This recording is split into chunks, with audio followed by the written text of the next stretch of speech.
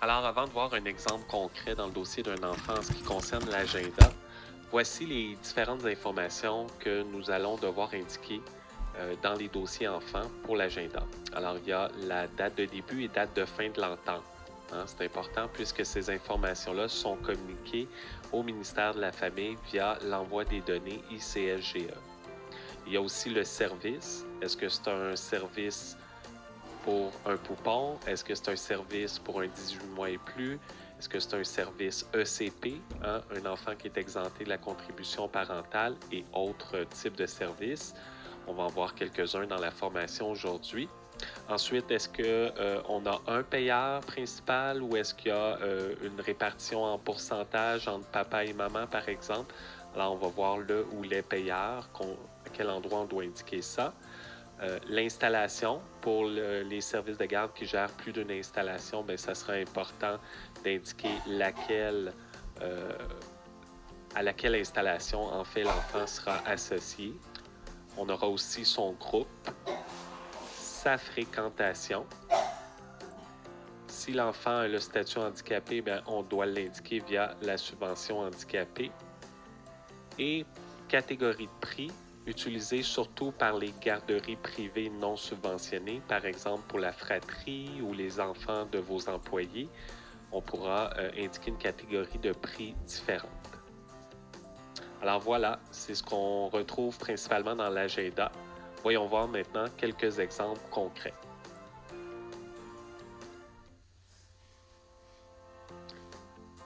Alors, prenons l'exemple de Nathan Pelletier, un enfant qu'on accueille et qui débutera sous peu dans notre service de garde. Alors, tel que nous l'avons vu dans la formation initiale Notion de base, il y a la création de la fiche, des parents, dossier médical, alors les 3 premiers onglets qui ont été vus déjà, et le 4e onglet qui est l'agenda.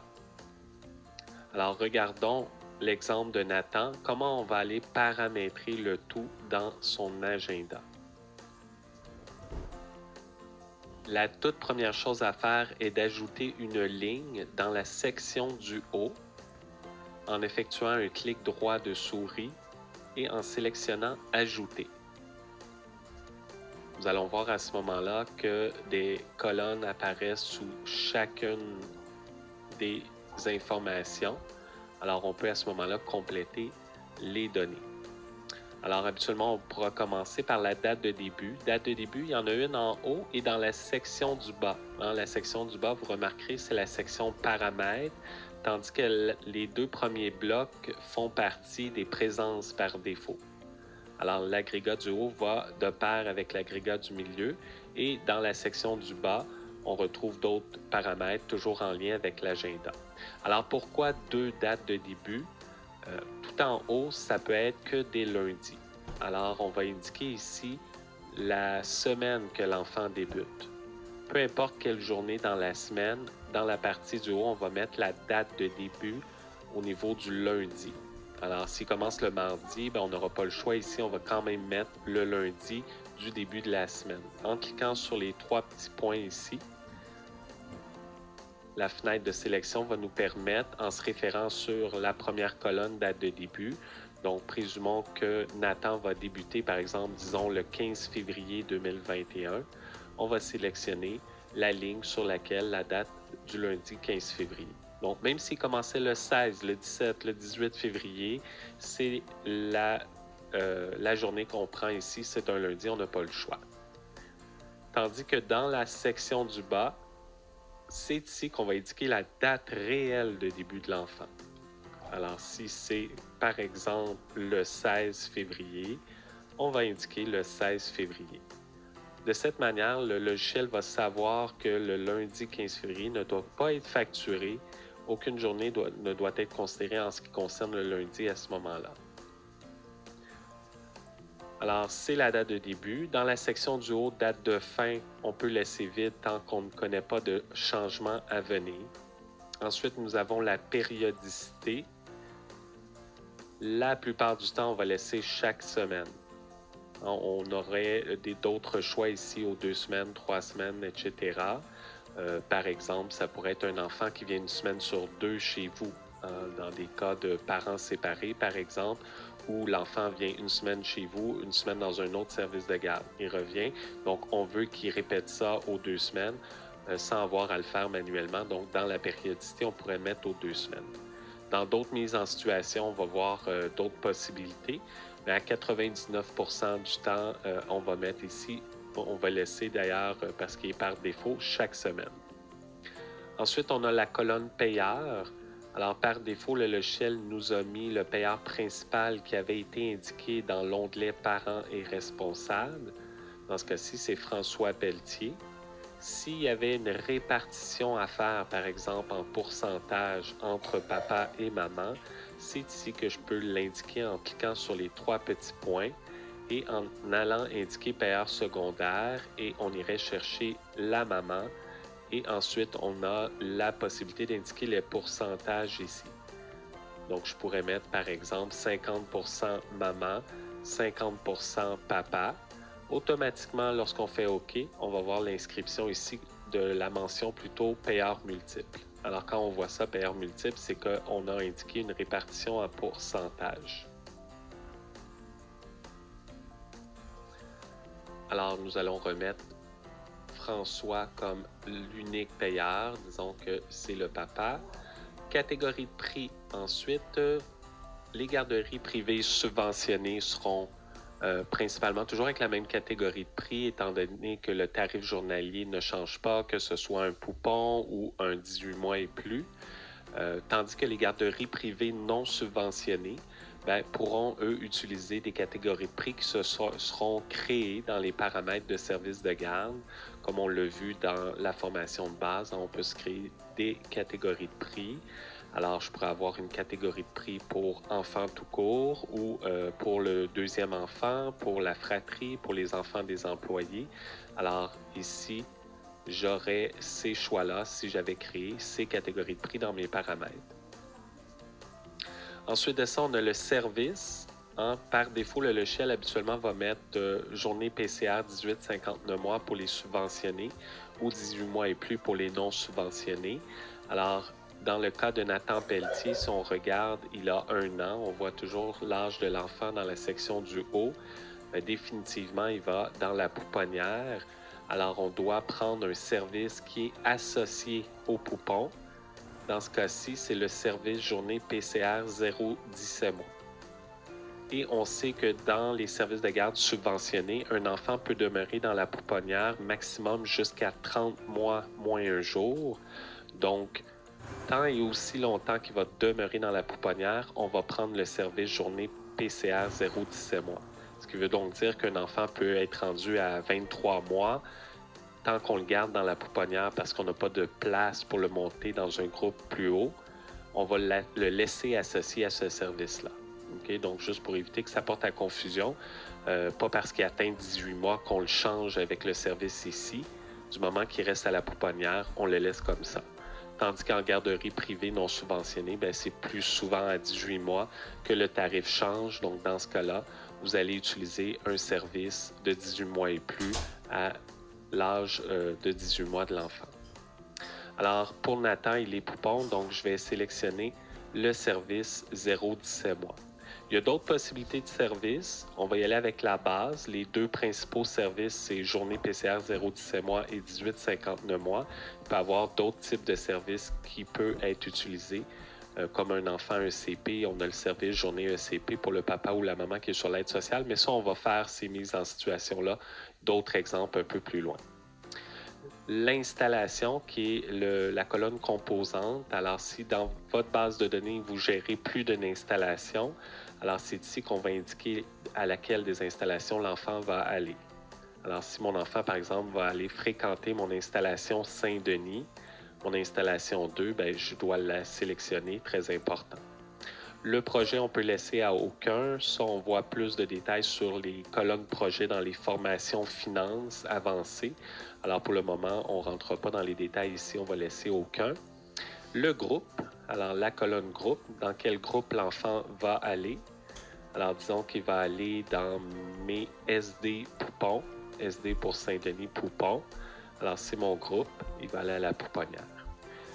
On a une case CPE C3S si toutefois votre service de garde a des ententes protocole avec des CLSC et pour lesquels vous réservez des places pour accueillir des enfants qui vous seraient référés par ces ententes-là.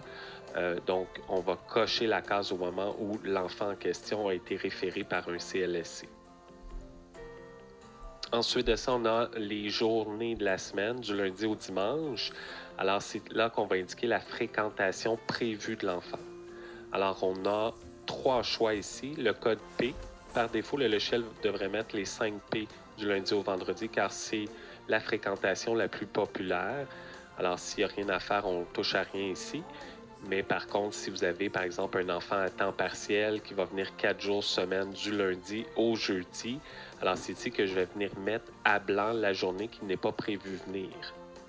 Alors automatiquement, le logiciel va facturer 4 jours semaine. À chaque semaine, ça va se passer comme ça. L'autre possibilité, c'est pour les enfants remplaçants. Pour ceux qui viennent à temps plein, bien, on a intérêt à mettre le code R ici. On peut faire R, tab, R, c'est plus rapide. Alors à ce moment-là, l'enfant sera automatiquement mis avec le code remplaçant dans la facturation et les présences. Alors ce qui va vous éviter d'avoir à le faire à chaque fois que vous allez facturer une période. Étant donné que l'information est connue, on peut mettre d'avance le code R pour les enfants qui prennent des places au-delà des places au permis, qui viennent à chaque jour en remplacement.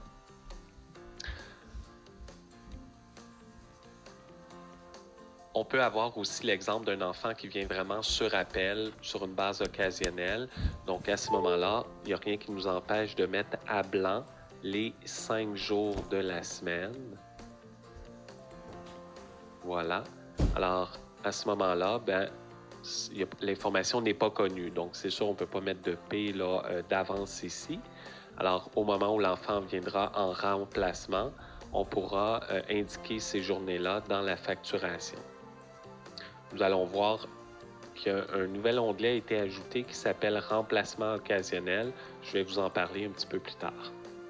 Alors, allons-y avec la situation où Nathan vient à temps plein, du lundi au vendredi. Par la suite, en bas, on a déjà parlé de la date de début. Date de fin, habituellement, ici, on va venir indiquer la date de fin de l'entente prévue. Alors, l'entente a été signée jusqu'au 31 août 2021. Alors, on peut venir mettre la date de fin ici. On a une colonne ou case, disons, dérogation 30 mois et plus. C'est assez rare qu'on va avoir à cocher cette case-là. C'est lorsqu'un enfant, pour les subventionner, lorsque l'enfant a plus de 30 mois et qu'il y a une dérogation pour demeurer dans la pouponnière. Souvent, on va voir ça pour un enfant qui a de la difficulté à marcher, par exemple, et qui n'est pas prêt à aller dans un groupe des plus vieux. Alors, s'il y a une dérogation, on ne veut pas que le système nous empêche de le garder à la pouponnière. Alors, exceptionnellement, ça peut arriver. On coche la case ici pour le laisser passer dans la facturation. Si l'enfant est handicapé, on met la subvention handicapée, on coche la case. S'il est ECP, c'est-à-dire exempté de la contribution parentale, on pourra ici venir mettre le nombre de jours admissibles à l'exemption, par exemple 5 jours. Sinon, on n'a pas à toucher à cette colonne-là. Le statut permanent ou occasionnel et le niveau préscolaire, primaire, maternelle, 4 ans, maternelle. La plupart du temps, on va voir permanent et préscolaire comme information ici. Alors, une fois que toutes ces informations-là ont été confirmées, on peut maintenant sauvegarder avec la disquette bleue pour enregistrer nos modifications. À noter ici que toute autre ligne pourrait être ajoutée au niveau des services. Si par exemple, dans votre service de garde, vous offrez le déjeuner à un coût, par exemple, de 2 $ par jour et que l'entente avec le parent, c'est qu'il le prenne à chaque jour, donc c'est contractuel. Alors à ce moment-là, on peut ajouter dans la partie centrale une deuxième ligne où on pourrait, par exemple, indiquer le service déjeuner ici. Et on pourrait mettre les P du lundi au vendredi. Alors, ça va venir ajouter un 2 $ par jour. D'autres services de garde se servent d'un service, par exemple, pour les couches sur une base journalière. Ça peut être les frais de 11e heure où on utilise un service qui s'appelle par exemple supplément PCR. Voilà, supplément PCR Poupon 0,17 mois. Alors, c'est un frais supplémentaire, par exemple 5 par jour de plus pour les parents qui en ont fait la demande sur l'entente de service. Alors, ça peut être sur une base occasionnelle, tout comme ça peut être contractuel, c'est-à-dire à chaque jour, selon les besoins du parent. Selon ce qui est votre régie interne aussi, il y a plusieurs services de garde qui ne facturent pas les parents lorsque l'enfant passe plus de 10 heures de garde au service de garde. Ça, c'est du cas par cas selon votre gestion interne. Alors voilà, ça donne un exemple simple pour le paramétrage de l'agenda d'un enfant.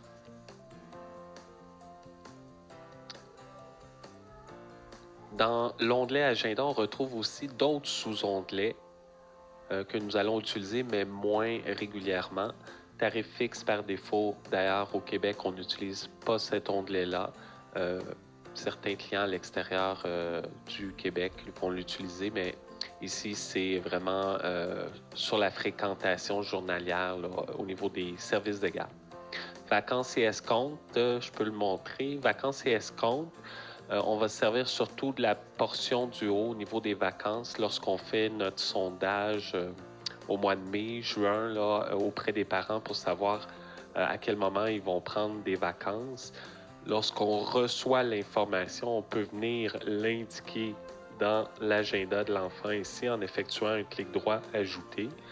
Donc, si par exemple, le papa et la maman Nathan Pelletier nous indiquent qu'ils seront en vacances, par exemple, du 1er juillet au 17 juillet, on peut l'indiquer ici.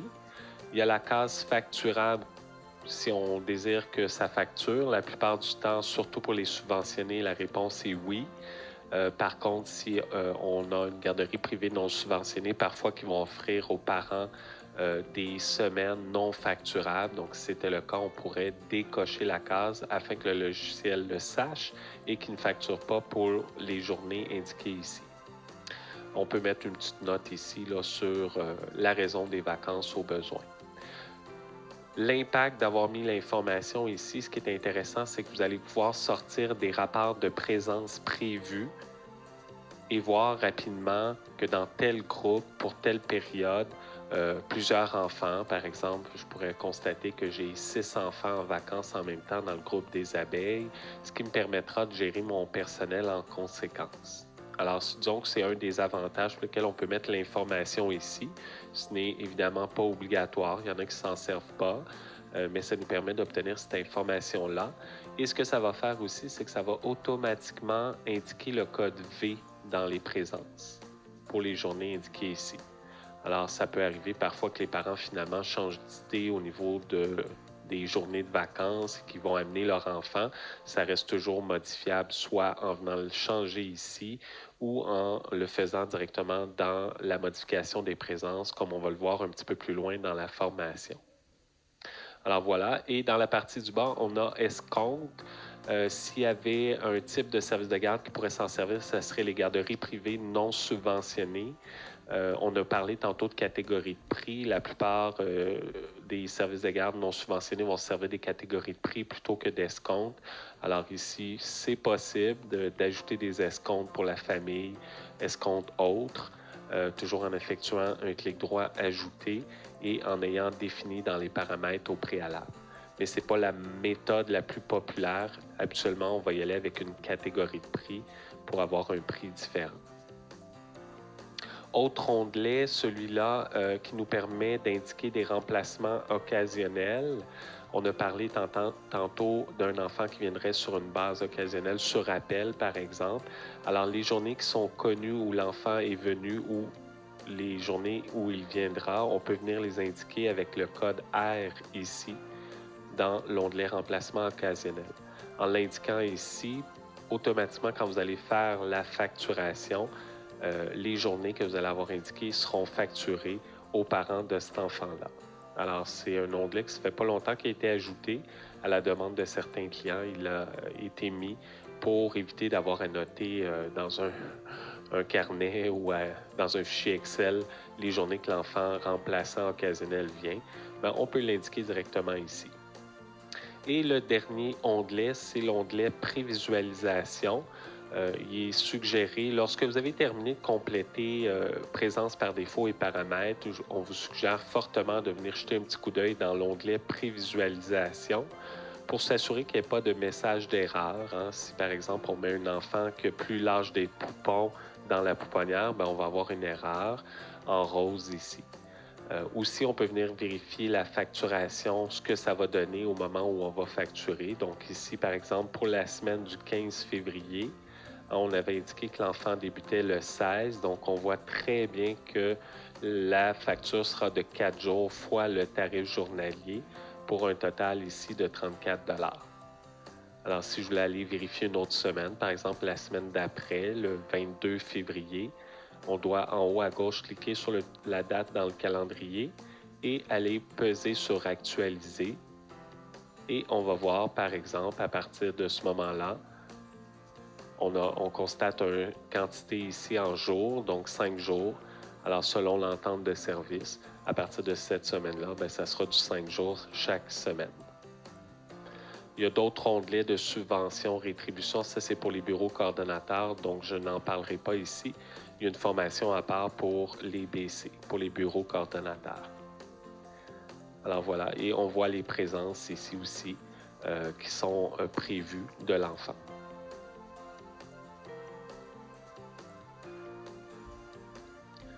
Alors voilà, donc c'est ce qui va être expliqué à la base dans l'agenda. Alors, à quel moment le logiciel va se servir de l'agenda? C'est au moment où on va facturer les frais de garde.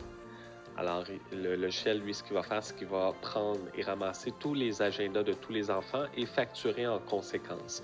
Donc, facturer, c'est pas ça qui est le plus long. Hein? C'est vraiment de monter les dossiers des enfants. Une fois que le travail, les agendas de tous les enfants sont bien montés, après ça, c'est assez rapide pour faire la facturation. Nous allons maintenant enchaîner et voir des mises en situation à tout moment, quels sont les genres et les différents types de changements qui peuvent être apportés dans les différents agendas de vos dossiers enfants. Modifier l'entente de service.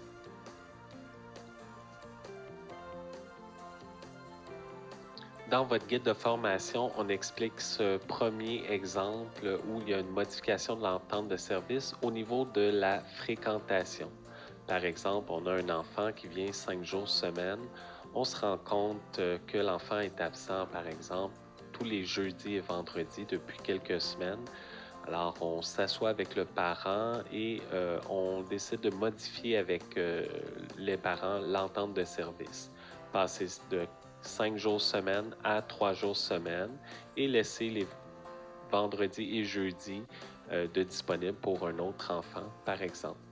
Alors, voyons voir comment on ferait ça dans l'agenda de cet enfant-là.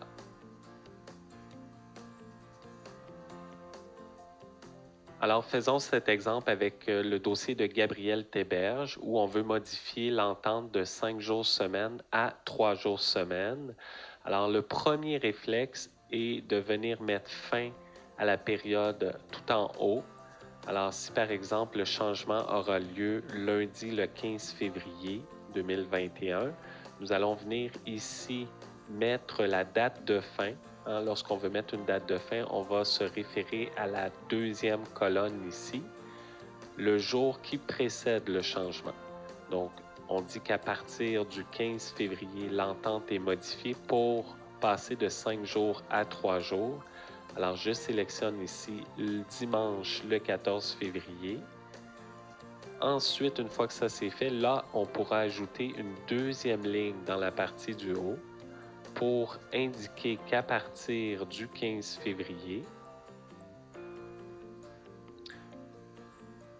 que la fréquentation sera dorénavant de 3 jours semaine. Donc, les jeudis et vendredis, Gabriel ne sera plus prévu au service de garde. Lorsqu'on ajoute une ligne, vous remarquerez dans la partie du haut, le logiciel copie l'information de la ligne précédente sur la nouvelle période dans la partie du centre. Donc, on n'a pas besoin d'ajouter une ligne, elle est déjà là, elle a été copiée de la période précédente. Alors, si je sauvegarde, je vais pouvoir constater que depuis le début, du 1er avril au 14 février, Gabriel était là pour du 5 jours semaine, mais qu'à partir du 15 février, si on clique sur la deuxième période, puisque nous avions retiré les journées les jeudis, vendredis, bien, on voit qu'ils sont à blanc maintenant. Donc, à chaque semaine, à partir du 15 février, Gabriel, ses parents se feront facturer 3 jours semaine plutôt que 5. Une autre question qui est toujours bien de se poser lorsqu'on fait un changement comme ceci dans l'agenda, c'est est-ce que la période pour laquelle on fait le changement a été facturée? Là, j'ai fait un changement en date du 15 février. Ça va dépendre de votre gestion interne. Il y a des services de garde qui facturent à l'avance et il y en a d'autres qui vont facturer après que le service soit rendu. Donc, si je modifie l'entente au 15 février ici, je dois me poser la question, est-ce que nous avons facturé le mois de février déjà? Si oui, il sera important à ce moment-là d'aller modifier la facturation pour ce qui a déjà été facturé. Du moment que la réponse est négative, que ça n'a pas déjà été facturé, ce n'est pas un problème. Le changement a été fait à temps. Donc, au moment où on va facturer les semaines à partir du 15 février, ça va être déjà fait de la bonne façon. Voilà, donc ça c'est un exemple simple de modification d'entente de service dans l'agenda de l'enfant. Voyons voir un autre exemple. Enfant ECP. Nous allons voir ici l'exemple d'un enfant qui passe d'un service PCR à un service ECP. PCR, c'est place à contribution réduite. ECP, exempté de la contribution parentale. Lorsque le papa ou la maman tombe sur l'aide sociale, par exemple, et qu'ils amènent une preuve, ils sont admissibles à l'exemption de la contribution parentale, c'est-à-dire pour les garderies subventionnées, le parent n'a pas à débourser pour les frais de garde. Alors pour cela, on doit changer, modifier le service dans l'agenda de l'enfant. Voyons voir comment faire ça.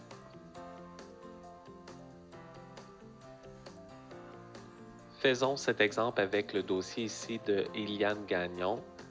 Sa maman, Élise Gagnon, est maintenant sur l'aide sociale à partir du 1er mars. Donc, on doit indiquer cette information-là ici pour modifier le service. Alors, l'erreur qu'on pourrait faire, ça serait tout simplement de venir modifier le service.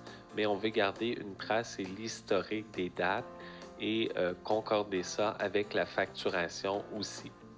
Alors, pour ce faire, on a encore le réflexe, il faudra toujours avoir le réflexe de venir mettre la date de fin, le jour précédent le changement. Donc, le 1er mars étant un lundi, nous allons venir mettre ici, par exemple, date de fin le 28 février.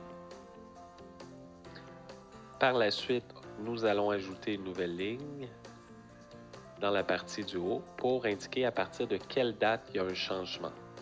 Alors, on indique ici à partir du 1er mars 2021, ici. Est-ce que quoi que ce soit qui change sur la première ligne à part la date de début? Non. Ici, on doit changer le service pour le service journée ECP. Alors, je vais cliquer sur les 3 petits points et venir chercher le service journée ECP 18-59 mois parce que l'enfant est dans les 18 mois et plus. S'il avait été poupon, j'aurais pris journée ECP 0-17 mois. Alors, on sélectionne le bon service. C'est un service où le tarif est à 0 $. Donc, par le fait même, lorsqu'on va facturer, il y aura la prise des présences qui sera toujours prise en considération, mais le parent ne se fera pas facturer à partir de la date indiquée ici. Autre élément pour le nombre de jours admissibles à l'exemption, c'est dans la partie du bas où on doit compléter la colonne jour ECP. C'est, disons, la seule modification où on a à faire quelque chose dans la partie du haut et aussi dans la partie du bas. Alors, je dois faire un peu la même chose en bas, venir mettre une date de fin pour indiquer, en ajoutant aussi une ligne, qu'à partir du 2021, 1er mars, jusqu'à la fin de l'entente de service, donc disons que c'est le 31 août, que le nombre de jours admissibles à l'exemption est de 5 jours. Alors, l'information que nous indiquons sous cette colonne-là n'a rien à voir avec la facturation, mais est une information qui est transmise au ministère dans l'envoi des données ICSGE. Donc, si c'est oublié, ça n'a pas d'impact directement au niveau de la facturation. On va le corriger dès qu'on s'en rend compte si on a omis de le mettre, mais c'est pour permettre l'envoi correct des données au ministère.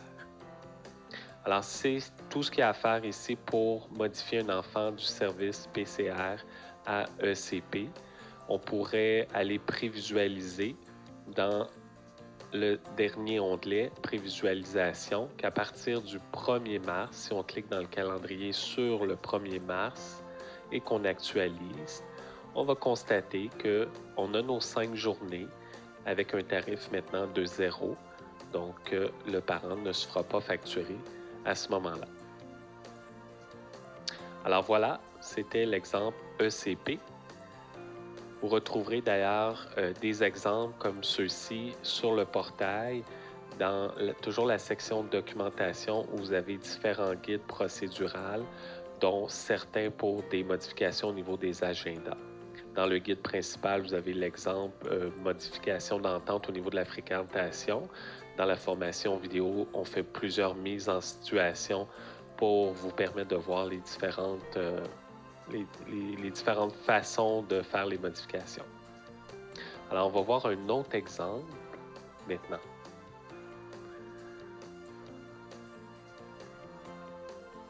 Enfant qui quitte la pouponnière, semaine de transition.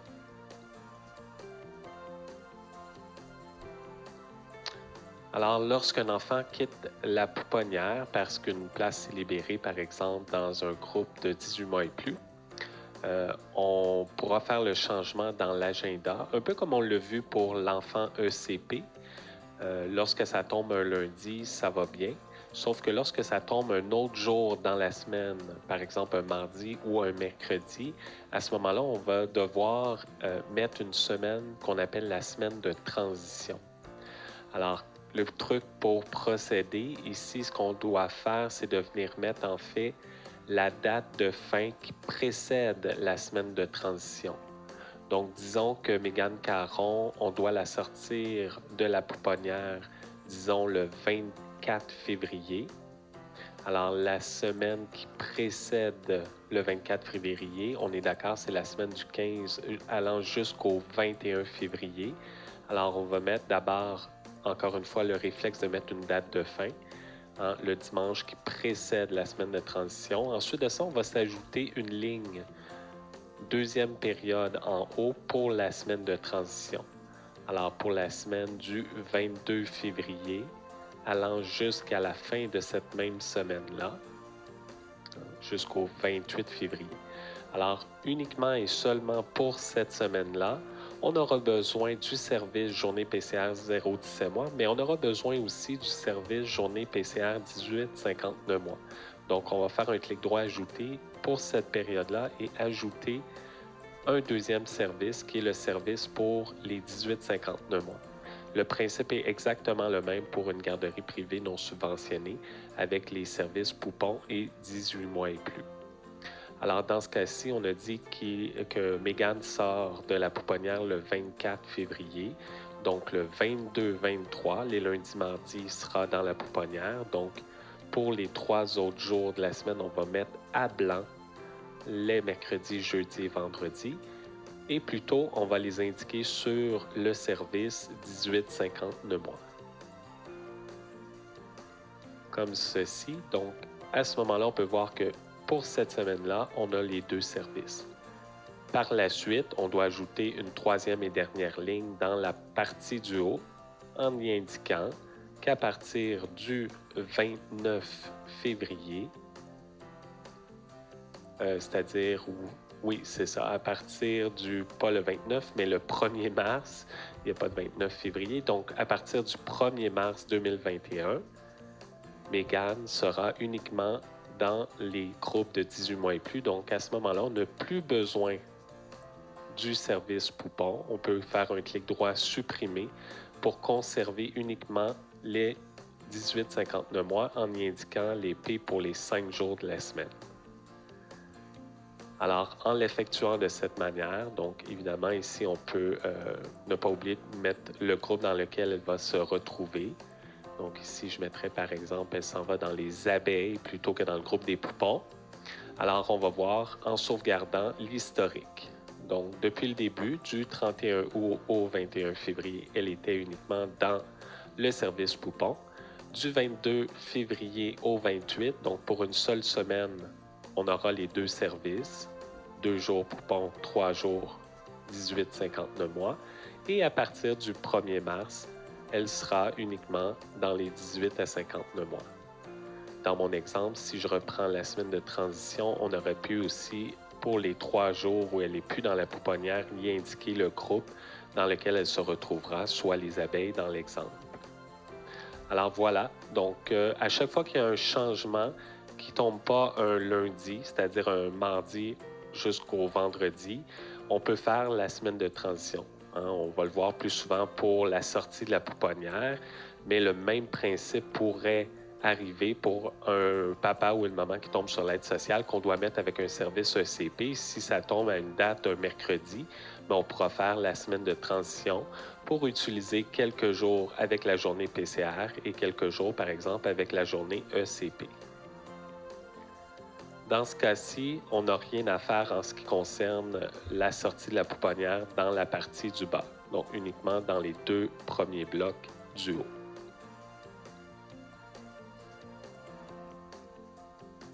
Enfant qui devient handicapé.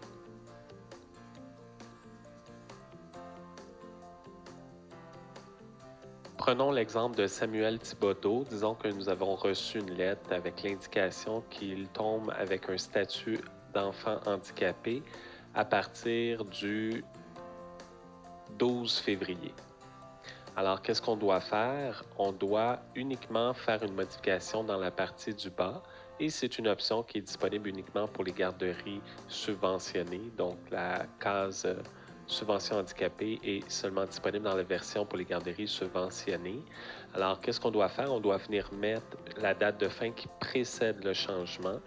Donc, si ça tombe le 12 février, bien, ici, on va mettre 2021 février 11 et on va ajouter une deuxième ligne pour indiquer qu'à partir du 12 février, la subvention handicapée sera considérée.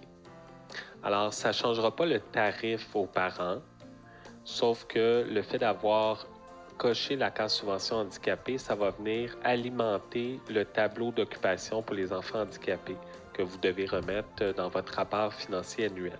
Alors oui, c'est important de le faire.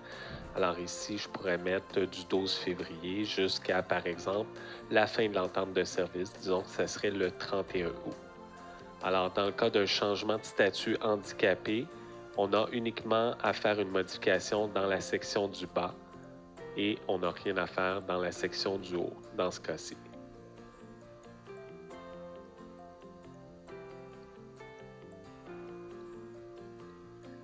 Une semaine papa, une semaine maman.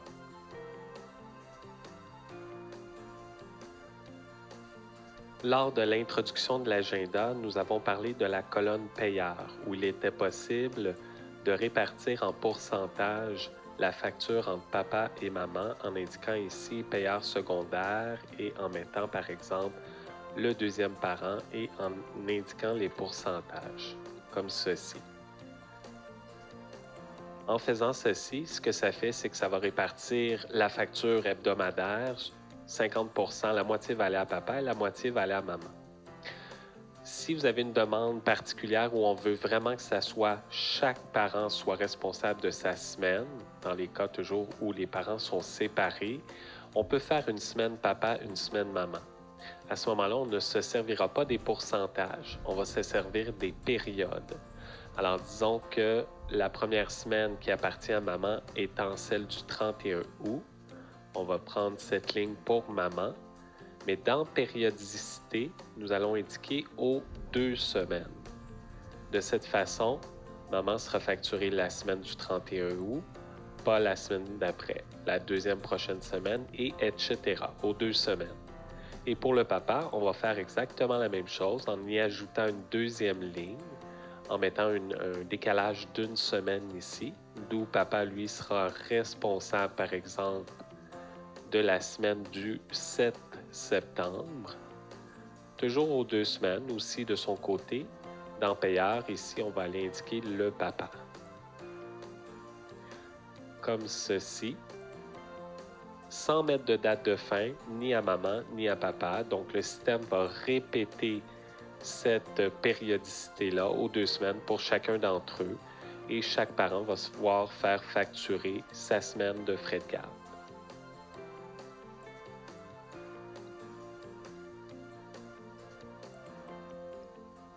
Alors, en terminant, pour l'agenda, comme on l'a vu avec tous ces exemples, on comprend que dès qu'il y a un changement qui concerne le payeur, la catégorie de prix, le service, l'installation, le groupe, la fréquentation, date de début, date de fin, subvention handicapée, service ECP, dérogation, on doit toujours avoir le réflexe de mettre une date de fin et d'ajouter une nouvelle ligne pour indiquer qu'à partir d'une date X, il y a ce changement. Pour que toute la facturation soit faite de la bonne façon, que les tableaux d'occupation pour les subventionnés soient conformes à ce que le ministère demande directement. Alors voilà, donc voyons voir comment on peut mettre fin à un dossier lorsqu'un enfant nous quitte. Enfant qui quitte le service de garde.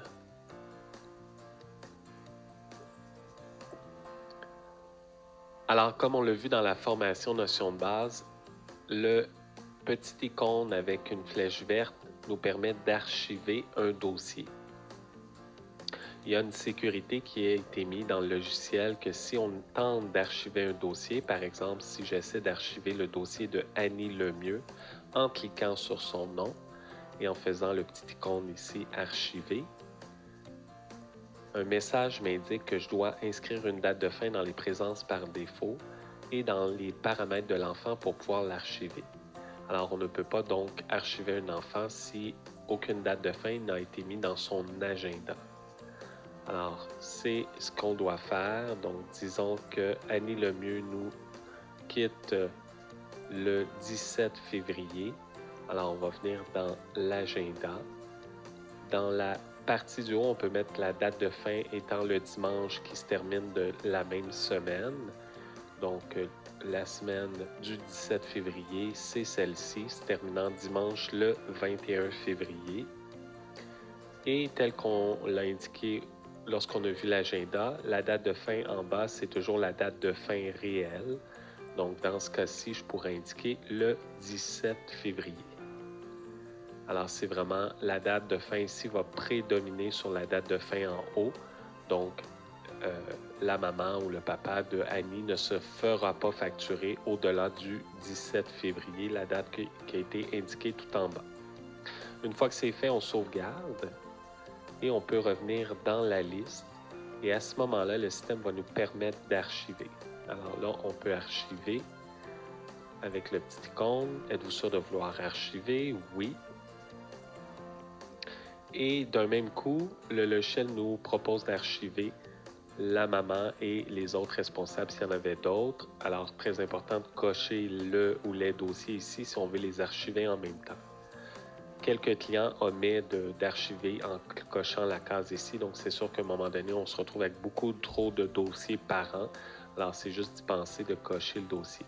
C'est sûr, si la maman nous devait des sous encore, on voudrait garder son dossier actif encore quelques semaines, bien, on ne la coche pas. Mais si tout est beau, tout est réglé, on va l'archiver. et on n'attendra pas que les relevés annuels ont été produits et tout ça. Soyez pas inquiets, lorsque vous allez produire vos relevés, même si la maman était archivée, elle va faire partie du lot lors de la production des relevés, du moment qu'elle a eu une facture et un paiement associés dans l'année pour laquelle vous allez produire vos relevés. Alors ici, on fait OK et on va constater que Annie Lemieux disparaît. Elle est partie où? Elle est partie dans nos dossiers archivés, ici, directement. Alors on voit Annie Lemieux, elle est maintenant dans les dossiers archivés. Je vais remettre les dossiers actifs. Alors voilà. Enfant qui revient au service de garde.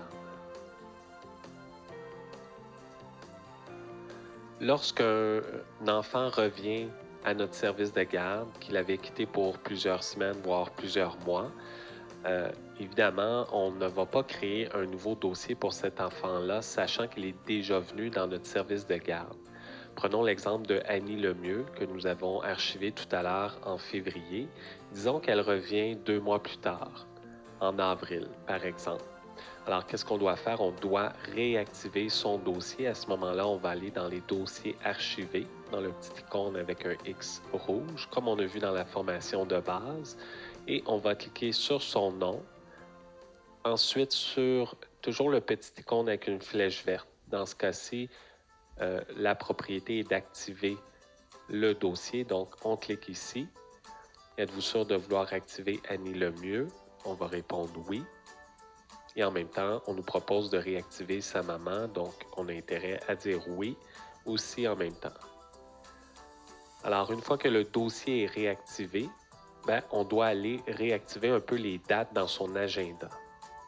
Un petit problème que tout ça peut nous causer, c'est qu'on doit, dans l'agenda, dans la partie du bas, on ne pourra pas mettre la date de retour exacte sans modifier la date de fin initiale ici.